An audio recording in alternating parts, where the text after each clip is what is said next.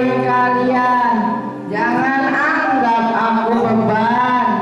Jangan kalian sembunyikan aku, karena aku juga ingin melihat indahnya dunia.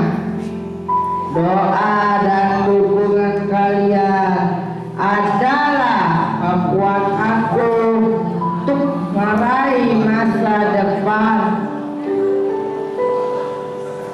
Semoga Tuhan